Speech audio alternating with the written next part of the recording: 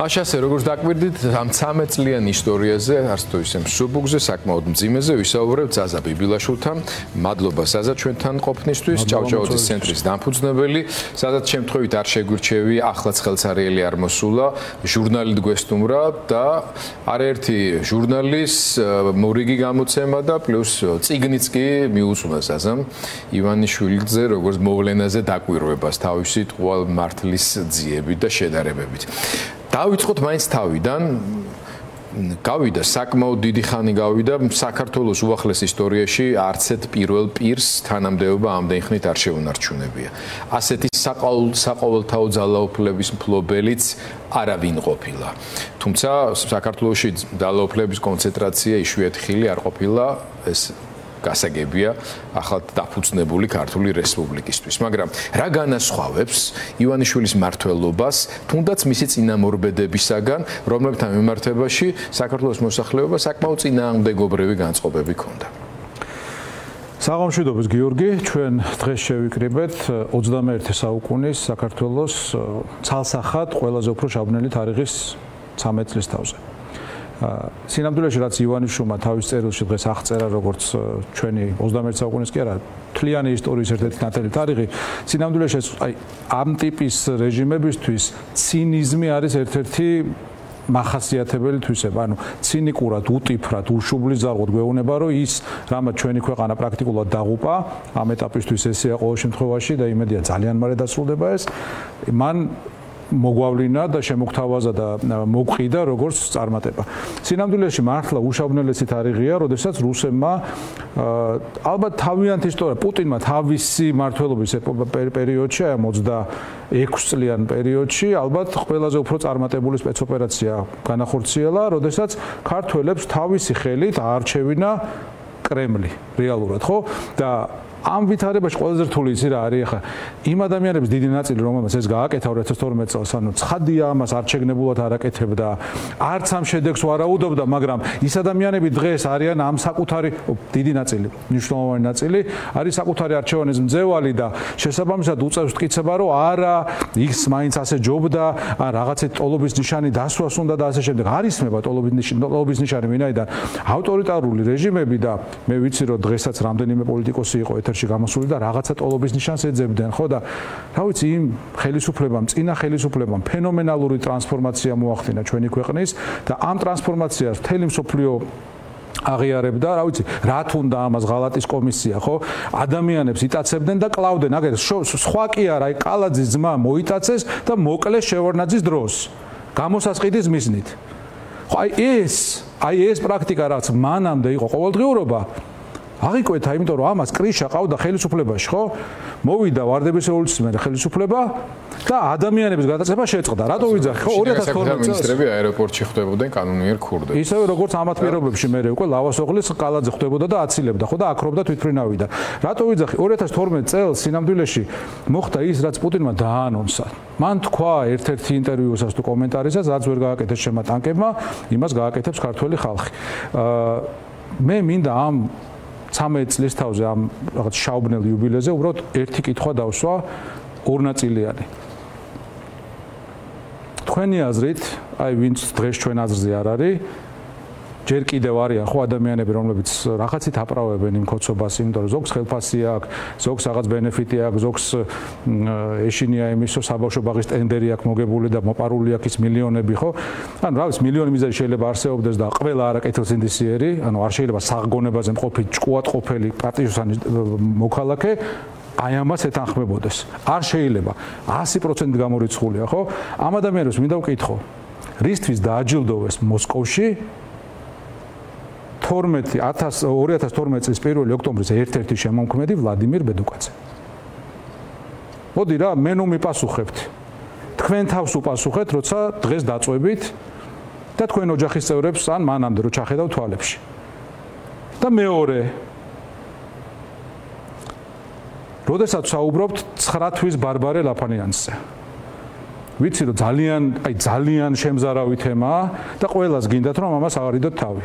ყველას, მაგრამ აი, როდესაც საუბრობთ, ბევრი აი უკვე რომ გამოსავალი არ აქვს ხოლმე, იტყვიან რომ იცი რა, ნუ ხა უბედური შემთხვევა იყოს აზარელი, მაგრამ არ იყო უბედური შემთხვევა.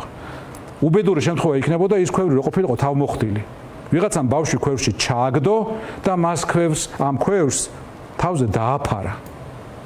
და კადრებია, ეს კადრები YouTube-ზე დევს, რომ მიდიან, ახთის ერთი და ვინაიდან ტელევიზია არ არის ჯერ მოსული და ვიღაცების ტელეფონებით იღებენ, დაახურავს. შემთხვევით ეს ვერ იქნება, რომ ექსპერიმენტმა აჩვენა, რომ ბავშვი თავისით იქ მიწოცებას და გამორიცხულია ეს თემა.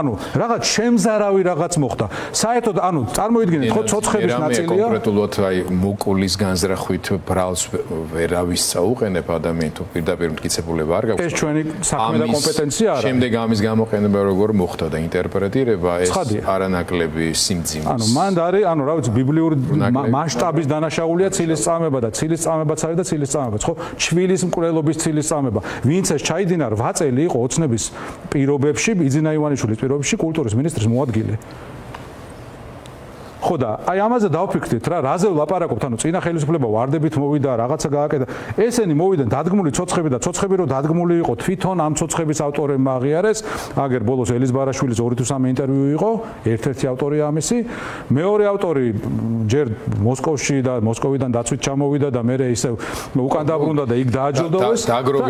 დაგროვილი პრობლემების გაზვიადებისა და ამის თქვა მიტანის ხარჯზე გასაგებია, თუმცა ესეც ბუნებრივი და ნორმალური მოვლენაა, როდესაც ორი ვადით ხელისუფლებაში მყოფი ძალის მიმართ ერთის მხრივ გადაღლაც ფაქტორია საზოგადოებაში და მეორეს მხრივ საზოგადოება საჭიროებს განახლებას და სურვილი იმისა, რომ რაც არ იყო მოსაწონი და არ მოწონდა საზოგადოების მნიშვნელოვან ნაწილს გამოსწორებული. ამ იმედით მიწეს მათ შორის კონკრეტული სოციალური მოლოდინების მიღმაც, ხო, იქ 5 მილიონიანი დაპირებები თითო სოფელს და ასე შემდეგ ყურს არ ჭრიდა. ეს ალბუნებოდა. ბევრისთვის ამ მასშტაბის ტყუილიც კი იმ მომენტში დამაჯერებლობას იძენდა, იმიტომ რომ ჩვენ ვსაუბრობდით საქართველოს უახლეს ისტორიაში ყველაზე მდიდარი კაცის ფინანსურ შესაძლებლობებზე, რომელსაც პარალელურად დახვდებოდა ასევე საქართველოს უახლეს ისტორიაში უპრეცედენტოდ გადავსებული ბიუჯეტი. ეს საკმაოდ უცნაური მოვლენა იყო, სხვა შორის, როცა მე მახსოვს სააკაშვილი ერთი წელი პრეზიდენტი იყო და ამას ხშირად იმეორებდა და გადამოწმებული მაქვს ამ ციფრობრივად. მარტო პრეზიდენტ სააკაშვილს არ ვეყნობი ამ შემთხვევაში. საქართველოს ბიუჯეტში შემოსავლების პროფიციტი იყო იმდენად დიდი, რომ იმით კიდევ 1 წლის განმავლობაში უამრავი დიდი პროექტის წარმოება იქნება. პლუს ეროვნული ბანკის სავალუტო რეზერვი. ხო, ამიტომ ეს არ იყო მოულოდნელი. ასევე სრულიად ნათელი იყო მე შესავალშიც თქვი, ვინც მაშინ მიცა ოცნებას ვასხმა. ერთ-ერთი მთავარი მე გულისხმობ შედარებით უფრო ლიბერალურ დემოკრატიული ფრთიდან, ხო? მათი სურვილი რა იყო? სურვილი იყო, რომ ის ხაროზები, რომელიც ჰქონდა მაშინდელ ქართულ დემოკრატიას, იმ სტანდარტების ფონზე, რასაც თავად სააკაშვილი და ვარდების რევოლუციის ხელისუფლება ასხივებდა, ხო ეს რა იყო? ევროპული ტიპის კი ჰქონდა მინიშნებები სინგაპურზე და ასე შემდეგ, მაგრამ პოლიტიკური გადაწყვეტილებები ჩვენ ევროკავშირისკენ მივდიოდით, ევროპის საბჭოს ესე ვთქვათ ჰარმონიზებას ვახდენდით ევროპულ კანონმდებლობასთან. ანუ მიზანი ჩვენი იყო არა აზიაში წარმატებული შედარებით უფრო დემოკრატიული ქვეყნის, არამედ ევროპულ სახელმწიფო ჩამოყალიბებას. მოთხოვნებიც ეს იყო სააკაშვილის და მისი გუნდის მიმართ და პრეტენზიებიც აქედან მოდიოდა რა, თორე ახლა მასე ხა ჩვენ სამეზობლოში რომ იმოგვეხედა მაშინაც და ახლაც შეგვიძლია ვთქვათ, რომ რაღაცებში იმ პერიოდში მით უმეტეს დემოკრატიის მხრივად წინ ვიყავი და ამიტომ ამ შუქურას რო იძახდნენ, ხო? მაგრამ ასე ვთქვათ შედარებით იმ სიბნელის ფონზე. მაგრამ მივიღეთ სურათი, როდესაც რაც კარგი იყო იმ პერიოდში, იმ მიმართულებებით პრობლემები შეიქმნა, კორუფცია შემოვიდა, რომელმაც ჭამა დაიწყო და დღეს გვაქვს უხარისხო გზა დაუგებელი ამდენი წლის განმავლობაში დაუშვოთ პრობლემები ქართულ ენერგეტიკაში, რომელმაც აგვისტოში პირველად თელიან ბოლო წლების განმავლობაში აგვისტოში რუსეთიდან იმპორტი შემოიტანა ელექტროენერგია, როცა ექსპორტიორები ვიყავით. ამ ჩამონათვალის გაგრძელება შეიძლება, ხო? და ეს შეგნებული, აბსოლუტურად შეგნებული პოლიტიკის ნაწილია. აი, შეგნებულიც არის და პლუს ამისა კიდე შეუგნებლად უბრალოდ იმის გამო, რომ ვიღაცების მუცელები ვერ გაძღარო მივედით ამ სიტუაციამდე, ამან გაზარდა ერთის მხრივ დამოკიდებულება მთლიანად რუსეთზე და ეს გავლენები და ეს ფული, რომელიც აქ ტრიალებს, მათ შორის შავი სამრეცხაოთ როა საქართველოს ქცეული, ცხადია პოლიტიკურ დღესასრიგზეც ახდენს ძალიან დიდ გავლენას. ამ ყველაფრის გათვალისწინებით, ჩემო ზაზა, რა შეუძლია თქვას იმ ადამიანმა, რომელმაც თავის დროზე შეიძლება ოცნების სასარგებლოდ გააკეთა. კაი 2016-მდე კიდე მიცა რამდენჯერმე ხმა. მე 16, 20, აგერ 22-ში ისეთი რაღაცები მოხდა. ამის შემდეგ კიდევ რომ ივანიშვილს მიცემს ქართველი პატრიოტი. პოლისყოფ არა ეთნიკურ ეროვნულს, არამედ მოქალაქეობრივად ქართველი ადამიანი ხმას. ვინ არის ეს ადამიანი? აი 13 წლის თავზე აი ამდენი გამოცდილების და ამდენი ისტორიის. ხო, დაუბრუნდეთ იმ თემას, თუ შეიძლება ერთი წუთით რო თქვი, რომ ეს შეიძლება იყოს არაკომპეტენტურობა, გაუმაძღრობა და ასე შემდეგ. მე მახსოვს ერთი ეპიზოდი კალაძის ბიოგრაფიიდან, როდესაც მან დანანებით თქვა, რომ სამწუხაროთო ენერგეტიკაში ძალიან ბევრი გაკეთდაო წინა ხელისუფლების დროს, რომ სამწუხაროთო ეს ვერ დამალა, ხო? კალაძის რამდენიმე ესეთ წამოწდენა აქვს, მაგალითად, ქართული ოცნების ყრილობაზე ერთხელ თქვა, რომ ჩვენ აღვადგინეთ ძალადობა და უსამართლობა. ნამდვილად ასეა. მათ აღადგინეს 90-იანი წლების ძალადობა და უსამართლობა. 90-იანი წლების ძალოვანები დააჯილდოვეს მაგალითად პოლიციის დღეზე მადლობის სიგელით. ანუ ის ხალხი, ვინც უბრალოდ იჭერდნენ, აქრობდნენ, მეშვიდე სართულიდან აგდებდნენ ადამიანებს, დენზე აერთებდნენ, კრიმინალურ სამყაროსთან ერთად იტაცებდნენ და მე ზოგს კლავდნენ და ზოგს აბრუნებდნენ გამოსაწყიდის მიზნით. აი ეს ხალხი დააჯილდოვეს მადლობის სიგელებით, ხო? ასევე კალაძის ეკუთვნის ფრაზა, როდესაც მან თქვა, რომ ჩვენო აზერბაიჯანული გაზიო დავაბალანსეთ რუსული გაზეთო. ანუ აზერბაიჯანი არის ჩვენი მეგობარი, მოკავშირე, რომელმაც ძალიან ბევრჯერ გამოგვიყვანა კრიზისიდან. ანუ აი მართლა შეიძლება ირაციონალურადაც კი ვინაიდან ხო, სახელმწიფოებს შორის ძალიან რაციონალური, გათვლაზე დაფუძნებული ურთიერთობებია, ხო, მაგრამ აზერბაიჯანმა რამდენჯერმე ჩვენ მართლა ძმური ხელი გამოგვიწოდა, მათ შენ როდესაც მაგალითად ღორძაღლებმა ჩვენ ზამთარში დაგვტოვეს დენისა და გაზის გარეშე. ვითომ რო ტერაქტები, ვითომ რო უпростоრეთ ის მოხდა უბედური შემთხვევები სამ ადგილას ერთდროულად ჩრდილოეთ კავკასიაში და როდესაც ზამთარში 2006 წელს თუ სწორად მახსოვს დაგვტოვეს სიბნელეში და ყინვაში. ხო და აი ასეთ ვითარებაში კალაძე ამბობს რომ ჩვენო აზერბაიჯანული ნავთობიო და გაზიო უпростоრად დავაბალანსეთ რუსული გაზით. ანუ მეგობრის გაზი დააბალანსა მტრის გაზით. აი ამათ ტვინში ხო შეიძლება ჩავიხედოთ. შეიძლება ეკას შემთხვევაც გავიხსენოთ, როდესაც სახელმწიფოს უწევს მრავალი მილიონის გადახდა, იმიტომ რომ კალაძემ რაღაცას მოაწერა ხელი და ამის ამ კითხვის დასმის დრო აუცილებლად მოვა. შეიძლება გავიხსენოთ გაზპრომთან დადებული ხელშეკრულების ამბავი, როდესაც გაზპრომს 10 წლის განმავლობაში უნდოდა რომ დაედო საქართველოსთან გარკვეული ტიპის ხელშეკრულება და ჩვენი ხელისუფლება არ უწერდა, წინა ხელისუფლება არ უწერდა ხელს, იმიტომ რომ ამბობდა რომ ჩემს ინტერესში ამის გაკეთება არ შედის. მერე მოვიდნენ ესენი და კალაძემ ხელი მოუწერა და დღემდე არ ვიცით რატომ მოაწერა ამაზე ხელი? გაზპრომი კმაყოფილია. ეხლა აი ესენი ხო მარტო პიარზე მუშაობენ და ერთი რამე რო იყოს, იქ ერთი სიტყვა რო იყოს, რაც საქართველოს აწყობს. იმას ხო აი არ ჩამოიღებდნენ ეთერებიდან. იტყოდნენ რომ აი რა მოვიგეთ, რა მივიღეთ. ანუ სინამდვილეში ვიღაცაებმა მაღალი ალბათობით მიიღეს ის, რასაც ვიცით, რომ აი როგორც რუსეთი აკეთებს ბიზნესს. თქვენ ახლა იხმარეთ ესეთი შედარება და სიტყვა რომ მათ ტვინში რო ჩავიხედოთ. ტვინში ჩახედვა და იქ ამ მათ ხვეულებში რაღაცების ძიება საჭირო აღარ არის. გაგვიადვილეს ამ ხრივ საქმე, იმიტომ რომ მათ შორის დღევანდელ ივანიშვილის ეპისტოლეში ძალიან ნათლად წერია ვინ არის მტერი. მტერი არის დასავლეთი, ის ადამიანები, რომლებიც წლების განმავლობაშიო ასე წერს, მეგობრის სახით მოდიოდნენ ჩვენთან და სინამდვილეშიო ამ ქვეყნის სუვერენიტეტს ანადგურებდნენ და ომში ჩართვას ცდილობდნენო. და არც ერთი სიტყვა არ არის ნახსენები რუსეთზე, როგორც თუნდაც რაღაცა საფრთხის მატარებელ სუბიექტზე, ხო? ანუ ისინი ღიად ლაპარაკობენ ამას. ანუ განსხვავებით წინა მრავალი წლის ამ 13 წლიდან უმრავლესი წლებისა, ღია თამაში მიდის. ეს არის აი დღევანდელობის ყველაზე დიდი პარადოქსი და იშვიათობა, რომ საქართველოში რუსეთზე შეიძლება მართველი ლაპარაკობდეს, როგორც პოტენციურ კი არა, მის პარტნიორსა და მეგობარზე, ან როგორც მასთან დაქვემდებარებულ მდგომარეობაში მყოფ სუბიექტზე, რომელიც იღებს სარგებელსთან ამისგან და მტერი ეს იყოს დასავლეთი. აი რა მოხდა, რა მასშტაბის ტრანსფორმაცია მოხდა, მე უბრუნდები თუნდაც აი იმ 25 თუ რაღაცა პროცენტ ჩვენი საზოგადოებისა, რომელმაც უარი თქვა თავის წარსულზე, უარი თქვა თავისი გმირების თავგანწირვაზე, დაღვრილ სისხლზე, მათგაწეულ შრომაზეც, ბრძოლაზეც, ამაზე ყველაფერზე და წმინდა მორალისტური პოზიციები რო გადავდოთ, პრაგმატული თვალსაზრისითაც ყველაზე ძლიერ და მდიდარ სახელმწიფოებს და სახელმწიფოთა გაერთიანებას დაუპირისპირდა და ჩაეხუტა, ჩაგორდა დათვის კალთაში, რომელიც ვიცით, როგორც მთავრდება, ბოლოს და ბოლოს ზღაპრებში გვასწავლიდნენ დათვის კალთაში ჩაგორება რო არ შეიძლება. ხო, მე მგონია აქ საკვანძო როლი ენიჭება პროპაგანდას.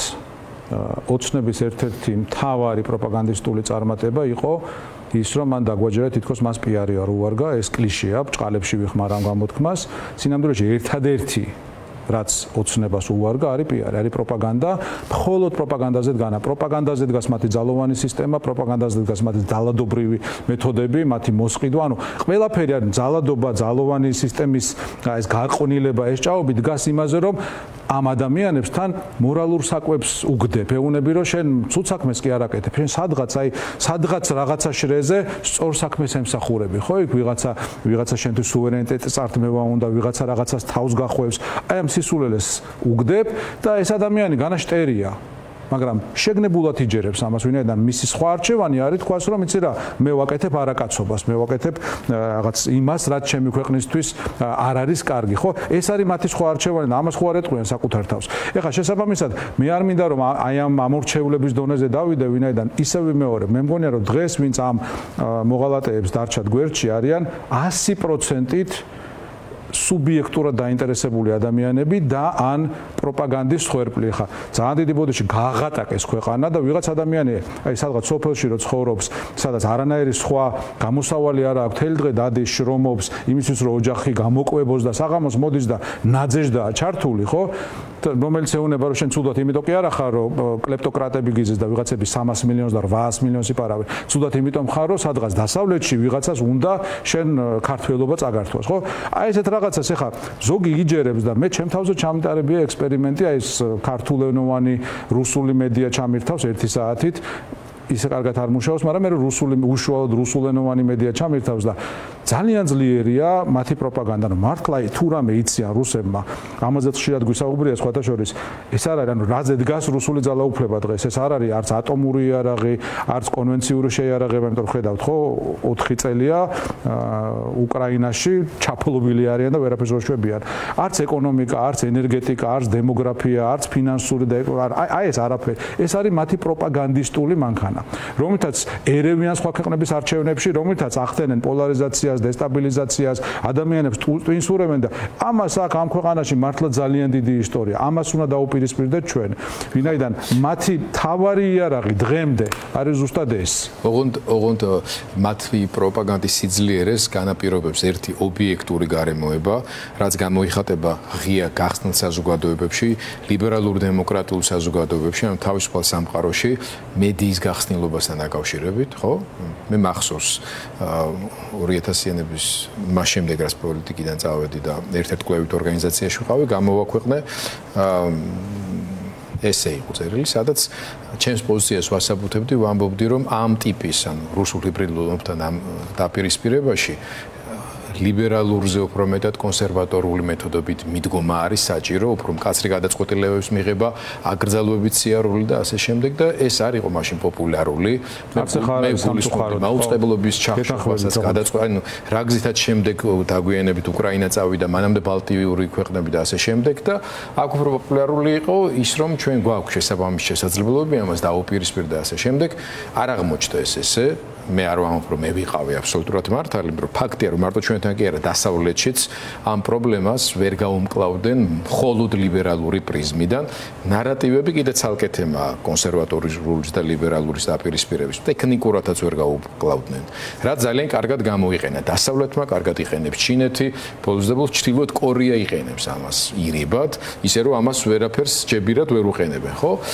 ახლა მიდის ამაზე ფიქრი. მე არ მიყვარს საქართველოში რომ ამ ხრივ უფრო სუსტები აღმოჩნდით, ამას ძალიან დიდი რესურსები ჭირდება, მაგრამ დღევანდელი სიტუაციის გათვალისწინებით მოვედით ამ წერტილამდე, აგერ არის 4 ოქტომბერი, ადამიანების საკმაოდ დიდ ნაწილ საზოგადოებისას აქვს განწყობა, რომ რაღაც ერთიანად შეკრულა დაუპირისპირდეს ამ სიტუაციას და თითქოს ყველაფერი ნათქვამია, ყველაფერი გარკვეულია და არის შეგრძნება იმისა, რომ ეს ხელისუფლება მართლაც დგას თავის პროპაგანდაზე და ეს პროპაგანდა მათ შორის მუშაობს მის საყრდენებზე უპირველეს ყოვლისა, ხო, ძალოვან სისტემაზე საქართველოს პირობებში.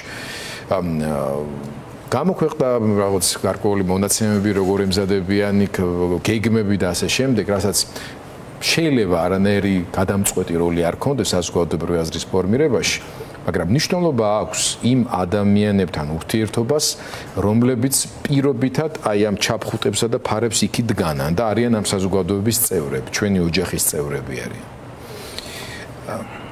მათთან მისასვლელი გზა, მათთან საკომუნიკაციო ენა. აი რა უნდა იყოს ისეთი, რამაც შეიძლება ეს ადამიანები გამოგლიჯოს იმ რუსულ ურჩხულს, რომლის მსახურებაშიც ისინი აღმოჩნდნენ. ხო, როგორც მაგ დოკუმენტში ვნახე, თქვენ რომელზეც საუბრობთ, ახლა იქ დაახლოებით 5,000 ადამიანზეა საუბარი, თუ ამათ ადამიანები შეიძლება ეწოდოთ, რომელსაც აი ეს რუსული რეჟიმი იყენებს ქართული ხალხის წინააღმდეგ. მე მგონი ძალიან რთული იქნება, რომ მოკლევადიან პერსპექტივაში და მით უმეტეს ასე სახელო სახესთან მიუტან და აი დაილაპარაკები აი ამ რეჟიმში შეცვალო ის, რაზეც რუსული პროპაგანდა წლებია მუშაობს. აქედან გამომდინარე, მაგის ილუზია და მოლოდინი არ მაქვს, ეს ადამიანები იქნებიან, რა ვიცი, ფუნდამენტურად გადასამზადებელი, ანუ მათ რეალურად აი უნდა გამოიღვიძონ, როგორც ნაცისტური გერმანია დამარცხდა და მე ბევრი გერმანელმა გამოიღვიძა, ხა ამათ კი არ ვადარებ, ის ცივილიზებული ხალხი იყო და ესენი ღმერთმა უწყვის ვინ არიან და რანი არიან. აი როცა ბევრმა გერმანელმა თქვა, რომ თურმე ტრანსში ვიყავით, ხო, რა დანაშაულები ხდებოდა ჩვენ გარშემო და ჩვენ ან ჩუმად ვიყავით და ან ამის ბევრი თანამონაწილეს და თანამზრახველიც იყო, ხო? ეს მერე მოხდება, აი ესე ერთ დღე, ორ დღეში და თუნდაც ძალიან მოკლევადიან პერსპექტივაში ვერ მოხდება, მაგრამ რისი ხაზგასმა მინდა ჩვენ თითქოს წაგვიღოთ ემამ და არ ვახსენეთ თავარი რაც უნდა გვეთქვა აი ამ ბოლო 13 წლიან პერიოდზე. ოცნების პროპაგანდა დგას რაზე და ალბათ აი ტროლბოტები კარგი ინდიკატორია ამისა.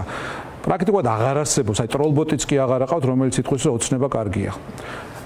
ოცნების დაქირავებული მათი მესეჯ ბოქსი, მათი დაქირავებული ტროლბოტები გეუბნებიან, რომ მე არც კოცი ვარ და არც ნაცი ვარ. ხო, ეს ნაცი სინამდვილეში პირობითი სიტყვა, ყველა ნაცია, ვინც ოცნება არ არის მათი პროპაგანდის მიზნებისთვის.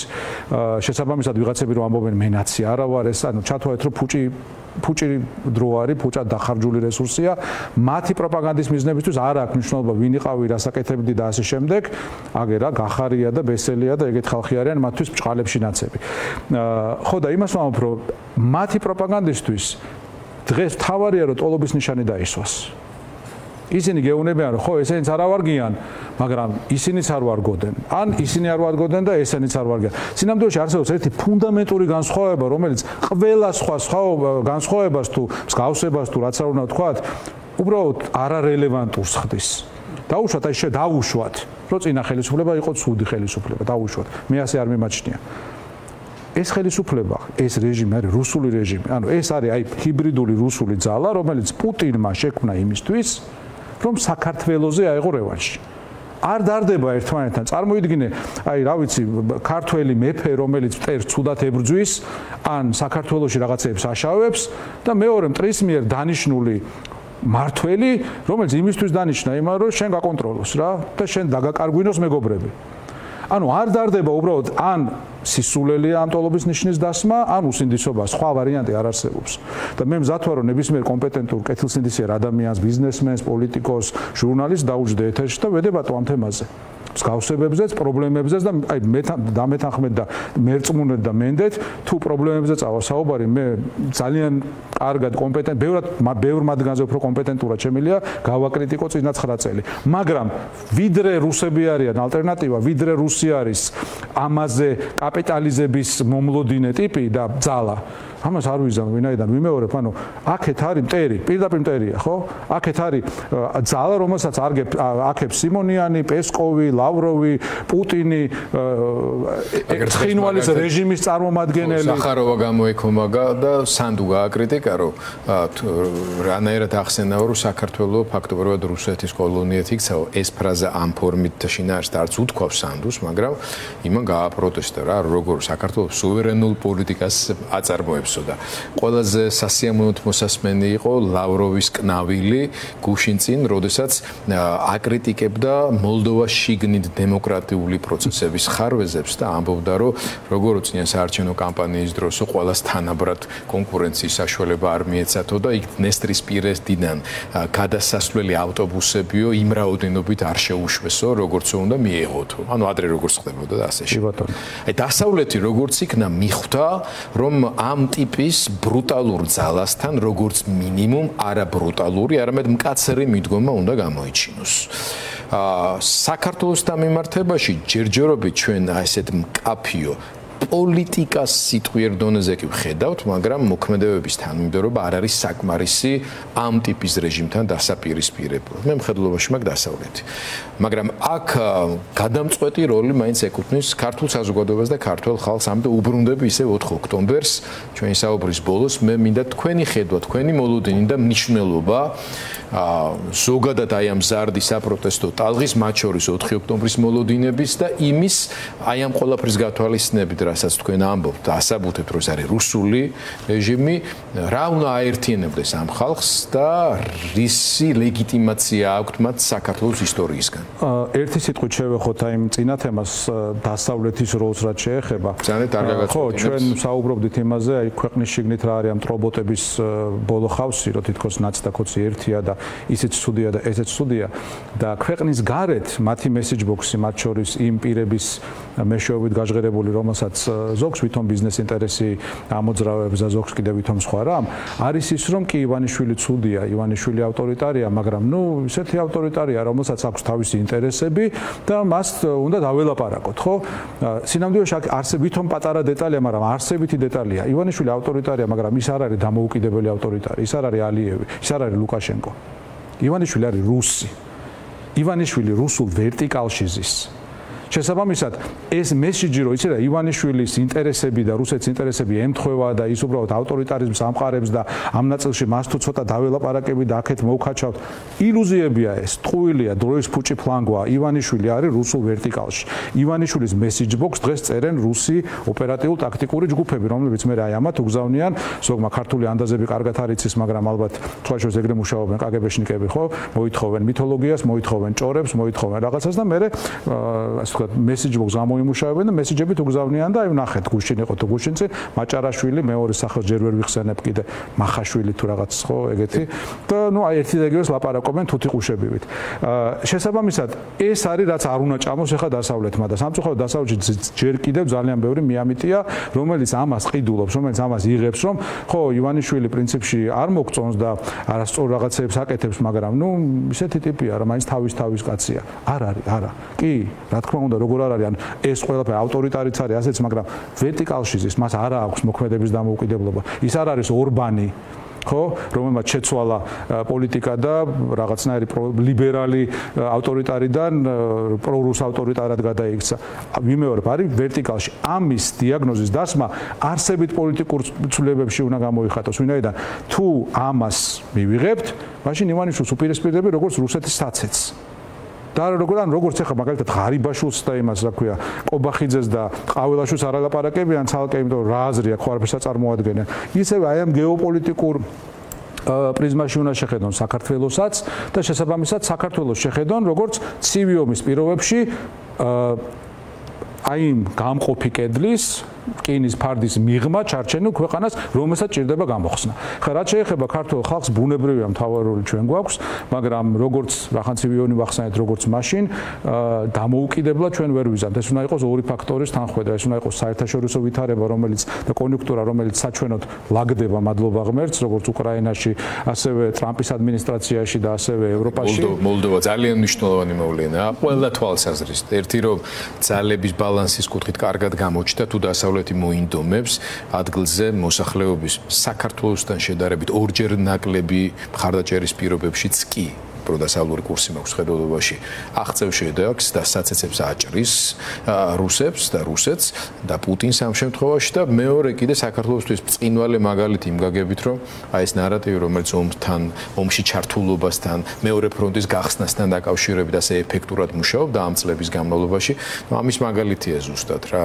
თუ გამოჩნდა რომ მოლდოვა ყველა თავის სტრატეგიულ მიზანს და ამოცანას მათ შორის ევროკავშირის წევრობისას აღწევს ისე რომ პირიქით ჩვენზე უფრო მოწყვლად მდგომარეობაში ერთი პატარა ინციდენტიც კი არ მომხდარა მის ტერიტორიაზე ეს ხო ნუ მოლდოვა ამ ხრივ ძალიან მნიშვნელოვანი რამ არის განსაკუთრებით ჩვენი ქვეყნების მათ შორის კოც ნარატივისთვის ლახურის ჩაცემა რამდენი წელია სანდუა და არანაირი მეორე ფრონტი იქ არ გახსნილა ასევე ძალიან მნიშვნელოვანია რომ საერთაშორისო ვითარებას თუ შევხედავთ ბოლო რამდენიმე წელიწადში რუსეთმა დაკარგა სომხეთი ვინ წარმოიდგენდა ამას სომხეთი დაკარგა სირია დაკარგა მოლდოვა ეხლა ვახსენეთ და რუმინეთში გადაინტერა აზერბაიჯანი გადაინტერა აზერბაიჯანი და რუმინეთშიც კიბზე იყო და რუმინეთში ჩაუფლავდა საქმე შესაბამისად რუსეთი არის ძალიან რთულ ვითარებაში ტრამპის ბოლო დროიდან რიტორიკას მხოლოდ მივესალმები რომელიც უკვე პუტინის მიმართ პირადი დაცინვის და შეურაცხყოფის რეჟიმში გადავიდა სადაც ეუბნება რომ 4 წელია ისეთ ომში იბრძვი რომელიც თითქოს ერთ კვირაში უნდა მოგეგოვა და ამას ამბობს გენერლებით გადაჭედილ სივრცეში სადაც საკუთარ ძლიერებას პროეცირებს და ეუბნება რომ კარგად ანუ აზზე მოდი ვისთან გაქვს საქმე რაც შეეხება ჩვენში და ვითარებას კი ჩვენთან რადიკალურად შეცვლილია ვითარება ვინაიდან არასდროს არ მახსენდება მე საქართველოს სიტუაცია როდესაც მოსახლეობის ყველა ფენას ყველა ჯგუფს აი რა როგორც არ უნდა დავყოთ დემოგრაფიულად ხო ასაკობრივად სქესი რეგიონი სოფელი ქალაქი პოლიტიკური ასე ვთქვათ გემოვნება რელიგიური აღსარებლობა ეთნიკური წარსული თუ ასე წარმოშობა თუ ასე შემდეგ ანუ ყველას ყელში ყავს ეს რეჟიმი ამოსული მათ შორის ვისაც ობიექტურად არა აქვს ეს ამოსული ვინაიდან მეოთხე ვადაზე არიან ხო მეოთხე ვადაზე უკვე არალეგიტიმურად მაგრამ მაინც მეოთხე ვადა დანარჩენებს უკვე სუბიექტური мотиваცია და შიში გააჩნიათ ანუ ესენი გადასული არიან ბოლშევიკურ შიდა წმენდაზე მოდი ასე ვთქვათ ახლა კი ცხადია ნებისმიერ კეთილსინდისიერ და კანონმორჩილ მოქალაქეს უნდა ეშინოდეს ამ რეჟიმის დარჩენის მაგრამ იმათვისაც ასობით მილიონი აქვს მოპარული იმათ ხო იციან რომ ხვალდაზე მათ მიადგებიან და ბევრად უფრო ულმობელი იქნებიან ვინაიდან რუსები და ამასაც გამოცდილება აჩვენებს ბევრად უფრო ულმობელი არიან მოღალატეების მიმართ გადამხტარი ტიპების მიმართ და ბევრად უფრო სამაგალითოდ უსწორდებიან ეგეთებს ვიდრე მტერს აი მტერს რაღაც პატივს მაინც წემენ რაც ბუნებრივია და თავისიანებს მართლაც რისავენ და შესაბამისად ამ ადამიანებს ვისაც 200 300 800 მილიონი აქვს მოპარული საერთოდ მასშტაბზე რო დავფიქრდეთ გიორგი აუწევ ეს მინდა ვთქვა დღეს გამახსენდა შევარდნაძის გადადგომის პერიოდი იყო 2013 წლის ნოემბერი იყო მგონი ჯერ არ იყო გადამდგარი ვარდების რევოლუცია პროცესში იყო ასე ვთქვა და გაბაზრდა რომ თითქოს შევარდნაძე მიყიდა ბადენ-ბადენში ვილა და ქართველი ერი აღშფოთდა საქართველოს ამაზე თუხთუხებდა რომ წარმოიდგინა შევარდნაძე მიყიდა ვილა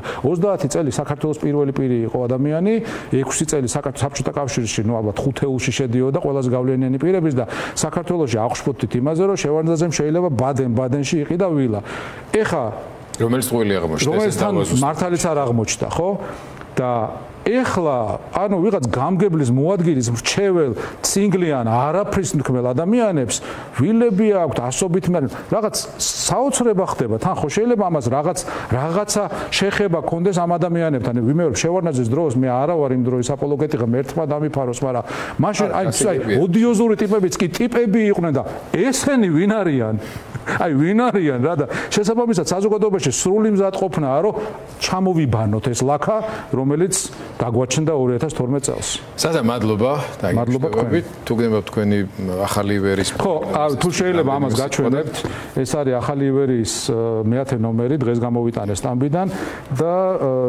სხვა შორის ფორმულას ორი ჟურნალისტი წერს ამ ნომერში, რატი მუჯირი და თირათი ნერაძე, ეს გახლავთ ჩემი სტატიის სათაური, თავს ნუღარ შეაკლავ ბჭყალებში გაიმარჯვე, ვინაიდან ჩვენ ძალიან ხშირად გვიყვარს იმის თქმა, რომ თავს შევაკლავ და ასე შემდეგ, არა, არ გვჭირდება თავის შეკლა, ჩვენ გვჭირდება გამარჯვება.